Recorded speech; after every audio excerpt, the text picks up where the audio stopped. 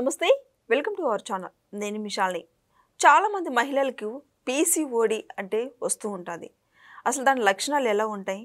ఎలాంటి మెడిసిన్ తీసుకోవాలి? ఏ ఏజ్ నుంచి ఏ ఏజ్ వాళ్ళకి వస్తూ ఉంటుంది?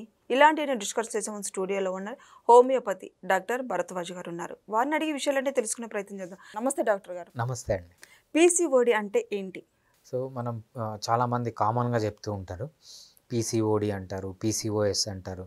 దీన్ని ఏమంటామంటే polycystic ovarian syndrome, polycystic ovarian disease అంటామనమాట. ఇది ఎంత కామన్ ఈ కాలంలో. పాతకాలంలో 10 ఇయర్స్ ముందు అసలు ఎవరికో ఉండేదన్నమాట. మేబీ 100లో ఒకరికో, ఇద్దరికో, మ్యాక్సిమం ముగ్గురికి ఉండేదన్నమాట. ఇప్పుడు ఆల్మోస్ట్ 100లో 30-40 మందికి పీసీఓడి ఆల్మోస్ట్ అందరికీ ఉన్నట్టే చెప్పాలి. 30-40 మెంబర్స్‌కి. సో, పీసీఓడి అంటే ఏం లేదనమాట. సింపుల్‌గా మామూలుగా ఓవరీస్ అనేవి ఎగ్గుని రిలీజ్ చేస్తాయి. మెన్ అనేవాళ్ళు స్పర్మ్‌ని రిలీజ్ చేస్తారనమాట. ఈ ఓవరీస్ ఎప్పుడైతే ఈ ఎగ్గుని రిలీజ్ చేయలేకపోతాయో ఆ ఓవరీ అదేమవుతుందంటే ఆ ఓవరీ చుట్టూ ఇలా ఉండిపోతాయన్నమాట. అంటే మనము ముత్యాల హారం ఎలా ఉంది? ముత్యాల హారంని రౌండ్‌గా పెడితే ఎలా ఉంటుందో ఓవరీ చుట్టూ అలా ఉండిపోతాయన్నమాట. రిలీజ్ కావు. దాన్నే మనము పాలిసిస్టిక్ ఓవేరియన్ డిసీజ్ అంటాము. పాలిసిస్టిక్ ఓవేరియన్ సిండ్రోమ్ అంటాం అనమాట. సో, ఇది చాలా కామన్. ముందు ఎట్లా చూసేవాళ్ళమంటే మేబీ మ్యారేజ్ అయిన కొత్తలో, లేకపోతే మ్యారేజ్ అయిన తర్వాత మేబీ 100లో ఒకరికో, ఇద్దరికో ఈ ప్రాబ్లం ఉండేదన్నమాట. ఇప్పుడు ఎట్లా వస్తారంటే మనకు 10th క్లాస్ అయిపోతుంది ఆడపిల్లలకి. ఇంటర్మీడియట్ కాలేజెస్‌లో జాయిన్ అవుతారు. ఆల్మోస్ట్ ఆల్ ఇంటర్మీడియట్ కాలేజెస్‌లో ఎప్పుడైతే జాయిన్ అవుతారో వాళ్ళు ఫస్ట్ చేసే కంప్లెయింట్ వాళ్ళ ఫాదర్ వచ్చి మాట్లాడేది ఏంటంటే, సార్ ఇంత చిన్న వయసులో ఎందుకు వస్తుంది? సో, ఎంత కామన్ అయిపోయిందంటే ఆల్మోస్ట్ వాళ్ళందరూ ఇంటర్మీడియట్ పిల్లల్లో కూడా ఈ పీసీఓడి అనేది మనం కామన్‌గా చూస్తున్నాం. వీటి లక్షణాలు ఎలా ఉంటాయంటే ఏం చెప్తారు డాక్టర్ గారు? రైట్. పీసీఓడికి డిఫరెంట్ లక్షణాలు ఉన్నాయండి.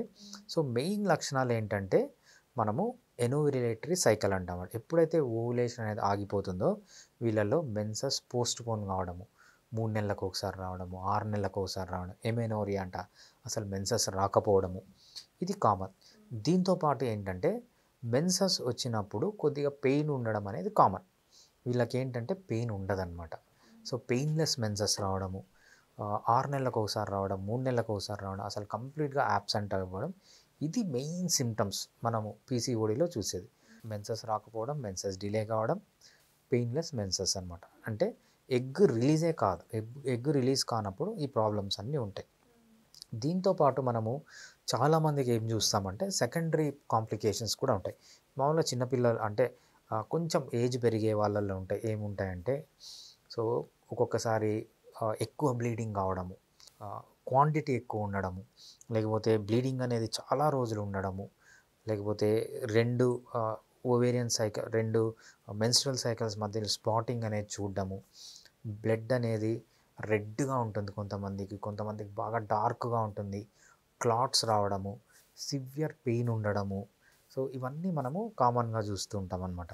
దీంతో పాటు వీళ్ళకి ఏముంటుందంటే ఒబేసిటీ ఉంటుంది. ఒబేసిటీ అనేది కామన్‌గా చూస్తుంటాం. ఇన్సులిన్ రెసిస్టెన్స్ ఉంటుంది. అదేవిధంగా వీళ్ళకి ఏమవుతుందంటే స్కిన్ పైన ఎక్కడైతే మడతలు ఉంటాయో, ఫర్ ఎగ్జాంపుల్ ఇక్కడ మోచేతి ముందు, లేకపోతే మోకాళ్ళ దగ్గర ఎక్కడైతే మడతలు అవన్నీ ఉంటాయో అక్కడంతా బ్లాక్‌గా అయిపోతుందన్నమాట. డార్క్‌గా అయిపోతుంది. దాన్ని ఏమంటారంటే అకాంతోసిస్ నైగ్రికాన్స్ అంటారనమాట. సో, ఇవన్నీ మనము ఈ పీసీఓడిలో కామన్‌గా చూసే సిమ్టమ్. మరి ఈ పీసీఓడిలో పిల్లలకు చాలామంది ఇప్పుడు చిన్న ఏజ్ నుంచే వస్తుంది అంటున్నారు ఆ ప్రాబ్లం. మరి ముఖ్యంగా ఆ ప్రాబ్లం పోవాలంటే ఏ మెడిసిన్ యూజ్ చేస్తే వాళ్ళకి పోతుందంటే ఏమంటారు డాక్టర్ గారు? మనం పీసీఓడి గురించి మెడిసిన్ గురించి డిస్కస్ చేయాలంటే అంతకంటే ముందు ఇంకో పాయింట్ ఉంటుందండి. ఈ పీసీఓడీస్ లేకపోతే విమెన్‌కి సంబంధించిన ఆల్మోస్ట్ 90% ఆఫ్ ది డిసీజెస్ ఏంటి? పీసీఓడి, బల్క్ యూట్రస్ అంటాం. అంటే యూట్రస్ వాచిపోవడము, అదేవిధంగా ఈ ఎక్టోపిక్ ప్రెగ్నెన్సీలు రావడము, లేకపోతే బల్క్ యూట్రస్ అంటామన్నమాట. లేకపోతే ఎండోమెట్రియోసిస్, మెన్సెస్ అనేది వజైనా నుంచే రావాలి. వీళ్ళకి వేరే పార్ట్స్‌లో ముక్కులో నుంచి రావడం, అబ్డామిన్‌లో కూడా బ్లీడింగ్ ఉండడము, దీన్నంతా ఎండోమెట్రియోసిస్ అంటారు. నెబోథియన్ సిస్ట్ అంటారు. మనం కామన్‌గా ఏవైతే విమెన్‌లో తీసుకునే రీప్రొడక్టివ్ ఈ కాలంలో వచ్చాయి. అంటే పాతకాలంలో లేవు ఇవన్నీ, అంతగా లేవు. చాలా తక్కువ ఉండేవి. మేబీ 1000లో ఒకరికి వచ్చాను. ఇవన్నీ ఇంత కామన్గా రావడానికి మెయిన్ రీజన్ ఏంటంటే మన ఆహారపు అలవాట్లు. సో ఆ ఆహారపు అలవాట్లతో కాకుండా వేరేవి కూడా ఉన్నాయి, అవి డిస్కస్ చేద్దాం. సో ఆహారపు అలవాట్లలో మెయిన్గా ఏం చేస్తున్నారంటే ఎక్కువ కార్బోహైడ్రేట్ తీసుకోవడం, ఎక్కువ క్యాలరీస్ తీసుకోవడం, ఫ్రీక్వెంట్గా ఫుడ్ తినడం. సో దీనివల్ల ఒబేసిటీ రావడం, ఒబేసిటీ వల్ల ఇన్సులిన్ రెసిస్టెన్స్ రావడం, ఇవన్నీ మనకు మెయిన్ రీజన్స్ దీనికి అవుతాయన్నమాట. ఇంతకంటే మెయిన్ రీజన్ ఏంటంటే మనం ఇంపార్టెంట్గా చెప్పుకోవాల్సింది, సో పాతకాలంలో ఎలా ఉండేదంటే మా నానమ్మనే ఎగ్జాంపుల్ తీసుకో. మా నానమ్మకి 13 ఇయర్స్కి మ్యారేజ్ అయింది. 21 ఇయర్స్ వచ్చేటప్పటికి 7 మంది పిల్లలు. ఓకే, పాతకాలంలో అంతా అట్లనే ఉండేవారు. త్వరగా మ్యారేజ్ యా, చేసేవాళ్ళు. మన హ్యూమన్ హిస్టరీ తీసుకున్నప్పుడు ఏంటంటే ఎప్పుడైతే మెచ్యూర్ అయిన విమెన్ ప్రెగ్నెన్సీ కాకుండా ఉంటారు, ఆ టైంలో ఏమవుతుందంటే వాళ్ళకి ఈస్ట్రోజన్ అనేది ఎక్కువగా ఉంటుందన్నమాట. సో హైపర్ ఈస్ట్రోజన్ ఎక్కువ ఉండడం వల్ల వచ్చే ప్రాబ్లమ్స్ ఇవన్నీ. సో ఈస్ట్రోజన్ ఎప్పుడు ఎందుకు ఎక్కువ వస్తుంది అనేది మనం డిస్కస్ చేద్దాం. పాతకాలంలో ఎప్పుడు మెచ్యూర్ అయ్యేవాళ్ళు? 12 ఇయర్స్కి మెచ్యూర్ అయ్యాలి, 12 ఇయర్స్కో 13 ఇయర్స్కో మెచ్యూర్ అయ్యాలని 15 ఇయర్స్ కూడా ఉన్నా. అవుతారు. ఇప్పుడు ఏం చేస్తున్నారు? వీళ్ళ ఫుడ్ అలవాట్ల వల్ల కానీ 9 ఇయర్స్కే మెచ్యూర్ అవుతున్నారు. అంటే 10, 11, 12, 13 ఇక్కడ 4 ఇయర్స్ వీళ్ళ బాడీలో ఈస్ట్రోజన్ అనేది ఎక్కువగా ఉంటుంది. సో పాతకాలంతో పోలిస్తే మనకు అడాప్టేషన్స్ లేవన్నమాట, అందుకు ఈ ప్రాబ్లమ్స్ వచ్చే ఛాన్స్ ఉన్నాయి. ఒక్కసారి మ్యారేజ్కి వద్దాం. పాతకాలంలో 13 ఇయర్స్కి 14 ఇయర్స్కి మ్యారేజ్ చేసుకున్నారు. ఇప్పుడు ఏంటి 25, 30 వచ్చినా మ్యారేజ్ చేసుకోవట్లేదు. అంటే ఈ ఇయర్స్ కూడా వీళ్ళకి ఈస్ట్రోజన్ అనేది చాలా ఎక్కువగా ఉంటుందన్నమాట. మల్టిపుల్ పిల్లల్ని కనేవాళ్ళు. మల్టిపుల్ పిల్లల్ని కంటే ఫర్ ఎగ్జాంపుల్ మనకు 2 టైప్స్ ఆఫ్ ఎమెనోరియా అంటాం అన్నమాట. Gestational amenorrhoea, lactational amenorrhoea. Gestational amenorrhoea అంటే ప్రెగ్నెన్సీలో ఉన్నప్పుడు మెన్సెస్ రాదు, రైట్? అప్పుడు ఏంటంటే ఈస్ట్రోజన్ తక్కువగా ఉంటుంది. తల్లి పాలు ఇచ్చేటప్పుడు కూడా అంత మెన్సెస్ రాదనమాట. దాన్ని ఏమంటారు? Gestational amenorrhoea. ఒక్క బేబీ పుట్టినప్పుడు 1.5 ఇయర్ టు 2 ఇయర్స్ వరకు వీళ్ళకి ఈస్ట్రోజన్ తక్కువ ఉండేది. అట్లా 10 మందిని కన్నారనుకోండి వాళ్ళ లైఫ్ సైకిల్లో, అంటే ఆల్మోస్ట్ 20 ఇయర్స్ లో ఈస్ట్రోజన్ ఉండేది. ఇప్పుడు ఏం చేస్తున్నారు? ఒకరిని కంటున్నారు, లేకపోతే అది కూడా కనట్లేదు. అంటే వీళ్ళ జీవితాంతం ఈస్ట్రోజన్ అనేది ఎక్కువగా ఉంటుందన్నమాట. సో ఈ అలవాట్ల వల్ల, ఈ డైట్ వల్ల, వీటన్నిటి వల్ల ఏమవుతుందంటే విమెన్కి ఇన్ని ప్రాబ్లమ్స్ అనేవి వస్తున్నాయి. ఇవన్నీ కామన్. అంటే అర్లీ మెనార్కీ, అదేవిధంగా మ్యారేజ్ లేట్గా చేసుకోవడం, పిల్లల్ని లేట్గా కనడం, లేకపోతే తక్కువ మంది పిల్లల్ని కనడం, ఇవన్నీ కామన్ రీజన్. అదేవిధంగా ఒబేసిటీ. సో ఇవన్నీ కామన్ రీజన్స్ మనము ఈ డిసీజ్ చూద్దాం. ఇలాంటివన్నీ రాకుండా ఉండాలంటే ఏ ఏజ్ నుంచి ఏ ఏజ్ వరకు మ్యారేజ్ చేసుకోవాలి? మ్యారేజ్ చేసుకున్న తర్వాత ఏ ఏజ్ తర్వాత పిల్లల్ని కనాలి అంటే ఏం చెప్తారు డాక్టర్ గారు? రైట్. సో మనము బయాలజికల్గా తీసుకున్నప్పుడు మన తాత ముత్తాతలు వాళ్ళందరూ ఎలా ఉన్నారు? ఆల్మోస్ట్ 13 ఇయర్స్కే మ్యారేజ్ అయిపోయింది. మనం ఇప్పుడు అలా చేయడం రాంగ్. సో మనం దాని గురించి చెప్పకూడదు. మన చేతిలో ఏముందో అది మనం కంట్రోల్ చేసుకోవాలి. మన చేతిలో ఏముంది? సో మనము ఈ హ్యాబిట్స్ అన్నీ తీసుకుందాం, డైట్ పక్కన పెడదాం. ఈ డైట్ ఎఫెక్టే చాలా ఉంటుంది వీటితో పోలిస్తే. సో మన చేతిలో ఉండేది ఏంటంటే అవి కంట్రోల్ చేసుకోవచ్చు. ఏది? సో మేబీ 21 ఇయర్స్కో 22 ఇయర్స్కో ఏదైతే గవర్నమెంట్ చెప్పిందో దాని ప్రకారం మ్యారేజ్ చేసుకోవడం. సో మల్టిపుల్ పిల్లల్ని కనడం మంచిది, ఎందుకంటే ప్రపంచంలో జనాభా కూడా పడిపోతుంది. సో ఇన్ఫర్టిలిటీ పెరిగిపోతుంది మల్టిపుల్ పిల్లల్ని కనడం. అదేవిధంగా దీనికంటే ముఖ్యం ఏంటంటే డైట్. సో లో కార్బోహైడ్రేట్ డైట్ తీసుకోవడం, omega-6 ఫ్యాటీ యాసిడ్స్ తగ్గించడం, మంచిగా ప్రోటీన్స్, omega-3 ఫ్యాటీ యాసిడ్స్ బాగా తీసుకోవడం, దాంతోపాటు మంచిగా నిద్రపోవడం, రెగ్యులర్గా ఎక్సర్సైజ్ చేయడం, స్ట్రెస్లెస్ లైఫ్లో ఉండడము, అదేవిధంగా అలవాట్లు ఏమైనా అంటే ఆల్కహాల్, స్మోకింగ్ ఇవన్నీ మానేయడం. సో మన చేతిలో ఏవైతే ఉన్నాయో అవన్నీ కంట్రోల్ చేసుకుంటే బాగుంటుందండి. అప్పట్లో పిల్లలు పుడితే హెల్తీగా ఉండేది అని పాత వాళ్ళు చెప్తూ ఉంటారు.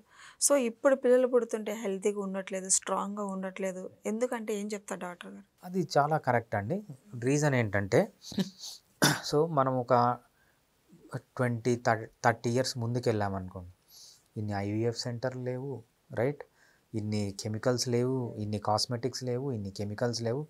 ఎప్పుడైతే మన బాడీని అన్యాచురల్ మెటీరియల్తో డంప్ చేస్తామో, అది ఒక ఫుడ్ కావచ్చు, ఇంత ఆర్టిఫిషియల్ ఫుడ్స్ లేవు, ఇంత ఆర్టిఫిషియల్ కలర్స్ లేవు, ఫ్లేవర్స్ లేవు, ఇన్ని కాస్మెటిక్స్ లేవు, సో ఇన్ని మెడిసిన్స్ లేవు.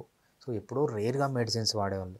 ఎప్పుడైతే మొత్తం మన బాడీని అంతా కెమికల్స్లో నింపుతున్నామో మన జీన్స్లో కూడా చేంజెస్ వచ్చి పిల్లలు హెల్తీగా పుట్టట్లేదు అనమాట. ఎస్పెషల్లీ ఆటిజంలు, ఏడిహెచ్డీలు ఇవన్నీ వస్తున్నాయి.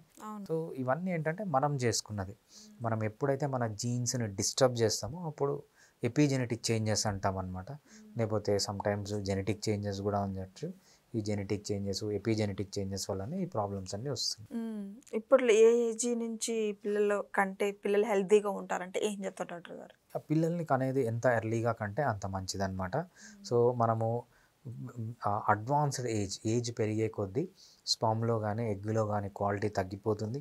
ఈ స్పర్మ్లో ఎగ్లో క్వాలిటీ తగ్గిపోయినప్పుడు ఏంటంటే డిఫెక్టివ్ చిల్డ్రన్ పుట్టే ఛాన్సెస్ ఎక్కువ ఉంటాయి అన్నమాట. ఎస్పెషల్లీ ఏడిహెచ్డీలు, ఆటిజంలు, తర్వాత డౌన్ సిండ్రోమ్ అంటాము. అడ్వాన్స్డ్ ఏజ్ అనేది జెనెటిక్ డిఫెక్ట్స్కి లేకపోతే ఎపిజెనెటిక్ చేంజెస్కి మంచి ప్రీడిస్పోజిషన్ అని చెప్తూ ఉంటాం అన్నమాట. సో ఎంత తక్కువ ఏజ్లో పిల్లల్ని కడితే అంత మంచిది. మనం స్టార్టింగ్లో ఒకటి చెప్పుకున్నాం, చిన్న పిల్లలకి ఇప్పుడు పీరియడ్స్ సమస్యలు వస్తూ ఉంటాయి. 2 మంత్స్కి, 3 మంత్స్కి అంటున్నారు, 4 మంత్స్కి అంటున్నారు. అలాంటి వాళ్ళకి తర్వాత ఇంకా మ్యారేజ్ అయిన తర్వాత ఏమన్నా ప్రాబ్లం ఉంటుందా? అంటే ప్రెగ్నెన్సీ అసలు వస్తుందా రాదా? ఈ ప్రెగ్నెన్సీ వచ్చే అవకాశాలు ఉంటాయా? లేవంటే ఏం చెప్తారు డాక్టర్ గారు? రైట్. వాళ్ళు అదే లైఫ్ స్టైల్ కంటిన్యూ చేసి అలానే ఉన్నారంటే ట్రీట్మెంట్ తీసుకోకుండా ఫ్యూచర్లో వచ్చే ఛాన్స్ కూడా ఉంటుందన్నమాట. బట్ ఎస్పెషల్లీ చిన్న పిల్లలు, ఇంటర్మీడియట్ లేకపోతే డిగ్రీ ఉన్న వాళ్ళు, రీసెంట్గా మ్యారేజ్ అయిన వాళ్ళు లైఫ్ స్టైల్ మోడిఫికేషన్స్ చేసుకొని మంచి డైట్ తీసుకొని రెగ్యులర్ ఎక్సర్సైజ్ చేస్తూ మంచిగా నిద్రపోయి లైఫ్లో స్ట్రెస్ తగ్గించుకొని ఆల్కహాల్, స్మోకింగ్ ఇవన్నీ ఉంటాయి, ఇవన్నీ మానుకుని హోమియోపతి ట్రీట్మెంట్ కనుక తీసుకుంటే మంచి రిజల్ట్స్ ఉంటాయి. ఆల్మోస్ట్ అందరికీ పీసీఓడీస్ అనేవి రివర్స్ అవ్వడం నేను చూశాను అన్నమాట. మన దగ్గరికి వచ్చి నా దగ్గరికి ఎవరన్నా పీసీఓడీస్ ట్రీట్మెంట్కి వస్తే నేను ఒకటే అడుగుతాను, నేను చెప్పిన డైట్ చేయగలరా, మంచిగా నిద్రపోగలరా, మంచిగా ఎక్సర్సైజ్ చేయగలరా, సో స్ట్రెస్లెస్ లైఫ్లో ఉండగలరా, లేకపోతే అలవాట్లకు దూరంగా ఉండాలా. ఇవన్నిటికంటే ముఖ్యం ఏంటంటే డైట్. సో ఈ డైట్ పాటిస్తూ హోమియోపతి ట్రీట్మెంట్ తీసుకుంటే మంచి రిజల్ట్ ఉంటుంది. ఎవరైతే ఒప్పుకొని చేస్తారో ఆల్మోస్ట్ అందరికీ ఈ పీసీఓడీస్ అనేవి డిసపియర్ అయిపోయినాయి అనమాట. కంప్లీట్గా క్యూర్ అయిపోయినాయి పీసీఓడీస్. పీసీఓడీస్ అనేది లైఫ్ స్టైల్ డిజార్డర్. దీనికి మెయిన్ ఏంటంటే లైఫ్ స్టైల్. ఆ లైఫ్ స్టైల్లో ఇంపార్టెంట్ ఏంటంటే డైట్. సో కొంచెం డైట్లో మోడిఫికేషన్స్ చేసుకొని హోమియోపతి మెడిసిన్ కనుక తీసుకుంటే ఆల్మోస్ట్ చిన్నపిల్లలు అంటే యంగ్ ఏజ్లో ఉన్న వాళ్ళకి ఆల్మోస్ట్ రివర్స్ అవుతాయి. వాళ్ళకి ఇంక చిన్న ఏజ్ అంటే ఎంగేజ్ ఉన్న వాళ్ళకైతే రెగ్యులర్గా వచ్చే ఛాన్స్ ఉంటాయి ఈ హోమియోపతి వాడిన తర్వాత అంటే ఏం చెప్తారు డాక్టర్? హోమియోపతి మనం కొన్ని రోజులు డైట్ పాటించినాము, హోమియోపతి తీసుకున్నాము, నార్మల్ అయిపోయింది, నేను మళ్ళీ పోయి నా ఇష్టం వచ్చింది తింటా, నా ఇష్టం వచ్చినప్పుడు పడుకుంటే, ఇష్టం వచ్చినప్పుడు లేదు. లైఫ్ స్టైల్ అనేది జీవితాంతం చేయాల్సింది. ఎప్పుడైతే కరెక్ట్ లైఫ్ స్టైల్ మెయింటైన్ చేస్తారో, మంచి ఫుడ్ తీసుకుంటూ రెగ్యులర్గా ఎక్సర్సైజ్ చేస్తూ రెగ్యులర్గా నిద్రపోతూ వాళ్ళకు ఒక్కసారి ట్రీట్ అయిన తర్వాత హోమియోపతి కూడా అవసరం లేదు. వాళ్ళకి లైఫ్ లాంగ్ వాళ్ళు మంచి లైఫ్ స్టైల్ మెయింటైన్ చేస్తే ఫ్యూచర్లో వచ్చే ఛాన్స్ తక్కువ. మన తాతలు మన అవ్వలకి, అమ్మమ్మలకి, నానమ్మలకి ఇవన్నీ లేవు, ఇవన్నీ ఉన్నాయని కూడా తెలియదు వాళ్ళకి. రీజన్ ఏంటంటే వాళ్ళ లైఫ్ స్టైల్ కనుక మార్చుకుంటే డెఫినెట్గా వీళ్ళు కూడా అంత హెల్తీగా ఉంటారు. ఇంకా ఫైనల్గా పీసీఓడికి ఉన్న ప్రాబ్లమ్స్ ఉన్న వాళ్ళకి ఏం చెప్తారు? ఇంకా ఫైనల్గా అంటే ఏం చెప్తారు? పీసీఓడిలో మెయిన్గా తెలుసుకోవాల్సింది ఏంటంటే చాలామంది చేసే ప్రాబ్లం, వాళ్ళు వచ్చి ఒకటే చెప్తారనమాట, సార్ నాకు మెన్సెస్ రాలేదు, రైట్, నేను మెన్సెస్ రావడానికి నేను ఒక గైనకాలజిస్ట్ దగ్గర పోయి మెడిసిన్ తీసుకున్నాను. వీళ్ళు అర్థం చేసుకోవాల్సింది సింపుల్. మనం ఒక స్టోరీ చెప్పాలంటే హెడేక్ వచ్చింది అనుకోండి, ఎండలో తిరిగినా హెడేక్ వస్తుంది, రైట్, డెంగ్యూ ఫీవర్ వచ్చినా హెడేక్ వస్తుంది, లేకపోతే వైరల్ ఫీవర్ వచ్చినా హెడేక్ వస్తుంది, బ్రెయిన్ ట్యూమరు, బ్రెయిన్ క్యాన్సర్ వచ్చినా హెడేక్ వస్తుంది. హెడేక్ అనేది ఏంటి? ఒక సిమ్టమ్, అది డిసీజ్ కాదు. అదేవిధంగా ఇక్కడ మెన్సెస్ రాకపోవడము లేకపోతే మెన్సెస్లో ప్రాబ్లమ్స్ ఉండడం అనేది ఒక సిమ్టమ్, అది డిసీజ్ కాదు. ఆ మెన్సెస్ని పట్టుకొని వేలాడకూడదు. వీళ్ళు ఏమనుకుంటారంటే మెన్సెస్ రాలేదు, నేను ఒక గైనకాలజిస్ట్ దగ్గర పోయి హార్మోన్స్ ఇచ్చినప్పుడు మెన్సెస్ వస్తే నాకు నార్మల్ అయిపోయింది అనుకో. మెన్సెస్ మీకు ఎందుకు రాలేదంటే హార్మోనల్ ఇంబ్యాలెన్స్ వల్ల. హార్మోనల్ ఇంబ్యాలెన్స్ ఏంటి అంటే పీసీఓడి ఉండొచ్చు, బల్కీ యూట్రస్ ఉండొచ్చు, నెపోథియన్ సిస్ట్ ఉండొచ్చు, లేకపోతే ఎండోమెట్రియోసిస్ ఉండొచ్చు. సో 100 రీజన్లు ఉన్నాయి. సో దాన్ని ట్రీట్ చేయాలంతే తప్పితే మెన్సెస్ని పట్టుకొని వేలాడకూడదు అనమాట. మీకు ఆల్రెడీ ఎందుకు వచ్చింది ఈ ఇంబ్యాలెన్స్? హార్మోనల్ ఇంబ్యాలెన్స్ ఉండడం వల్ల. ఈ హార్మోనల్ ఇంబ్యాలెన్స్ ఉండడం వల్ల మీరు దాన్ని కరెక్ట్ చేయడం మానేసి మళ్ళీ బయట నుంచి హార్మోన్స్ తీసుకుంటే, సింథటిక్ హార్మోన్స్ తీసుకుంటే ఈ న్యాచురల్ హార్మోన్స్ కంటే మోర్ డేంజరస్ అది. ఎప్పుడే కానీ మెన్సెస్ని కరెక్ట్ చేయడానికి డాక్టర్ దగ్గరికి వెళ్ళకండి. మీ ప్రాబ్లమ్స్ ఏమున్నాయో, పీసీఓడి ఉందా, బల్కీ యూట్రస్ ఉందా, దాన్ని ట్రీట్మెంట్ చేయడానికి వెళ్ళండి. డాక్టర్ దగ్గర మీరు అడగాల్సింది ఏంటంటే నాకు పీరియడ్స్ రెగ్యులర్గా వస్తాయని కాదు, నా పీసీఓడిని తగ్గించడానికి ఏమన్నా ఉన్నాయా, లేకపోతే బల్క్ యూట్రస్ని తగ్గించడానికి ఏమన్నా ఉన్నాయా. అంత కెపాసిటీ ఉన్న మెడిసిన్ హోమియోపతి ఒక్కటే. హోమియోపతిలో కొన్ని లైఫ్ స్టైల్ మోడిఫికేషన్స్ చేసుకొని మనం ఫైబ్రాయిడ్స్ తగ్గించుకోవచ్చు, పీసీఓడీస్ తగ్గించుకోవచ్చు, బల్క్ యూట్రస్ తగ్గించుకోవచ్చు, ఎండోమెట్రియోసిస్ తగ్గే ఛాన్స్ ఉంది. సో బెస్ట్ ట్రీట్మెంట్ అనేది హోమియోపతిక్ ట్రీట్మెంట్.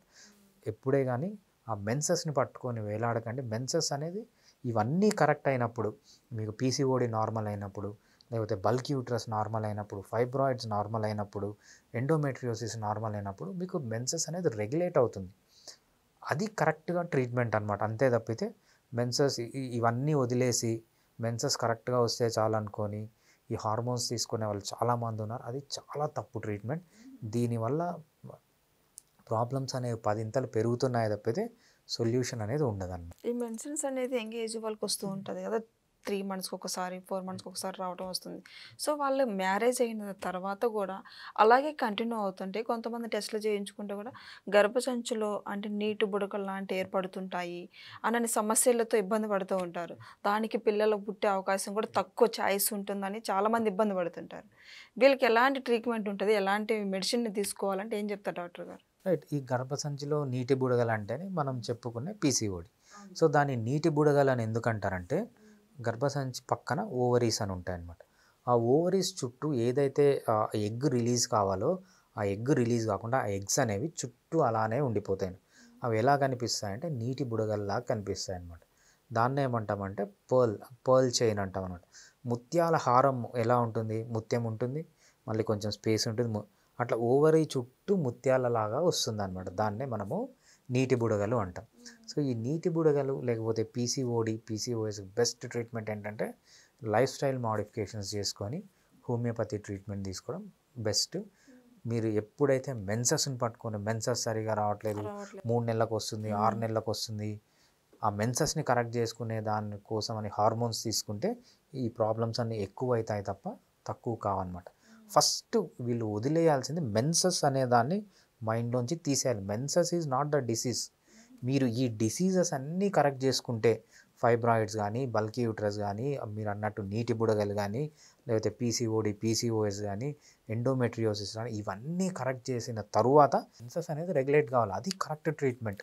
మీరు ఇవన్నీ వదిలేసి ఆ మెన్సెస్ని పట్టుకొని కూర్చుంటే అది ఇంకా మీకు డ్యామేజ్ చేస్తుంది తప్పితే దానివల్ల యూజ్ ఉంటుంది. మరి గర్భసంచిలో నీటి బుడకలు అనేవి ఉన్నాక తర్వాత అవకాశం ఉందా, పిల్లలు పుట్టే అవకాశం ఉంటుందా, లేకుంటే ఎట్లాంటి సర్జరీ ఏమన్నా చేస్తారంటే ఏం చెప్తారు doctor? Almost all reproductive age గ్రూప్లో ఉన్న విమెన్కి కొన్ని లైఫ్ స్టైల్ మోడిఫికేషన్స్ చేసుకొని హోమియోపతి ట్రీట్మెంట్ తీసుకుంటే రివర్స్ అయ్యే ఛాన్స్ చాలా ఎక్కువగా ఉంటుంది. సింపుల్గా చెప్పాలి అంటే వాళ్ళ చేతిలోనే ఉంది అది తగ్గించుకోవడం. అంటే మన లైఫ్ స్టైల్ అనేది, మన తిండి అనేది, మన ఎక్సర్సైజ్ అనేది, మన నిద్ర అనేది, లైఫ్లో స్ట్రెస్ లేకుండా ఉండడం అనేది, అదేవిధంగా మనకి ఏదైనా అలవాట్లు ఉంటే ఆల్కహాల్ కానీ, స్మోకింగ్ కానీ, ఇవన్నీ మంచి లైఫ్ స్టైల్ మెయింటైన్ చేయడం అనేది అంత ఇంపార్టెంట్. ఇది మెయింటైన్ చేస్తే ఆల్మోస్ట్ వాళ్ళందరికీ రివర్స్ అయిపోతుంది. Thank you. థ్యాంక్స్ అండి.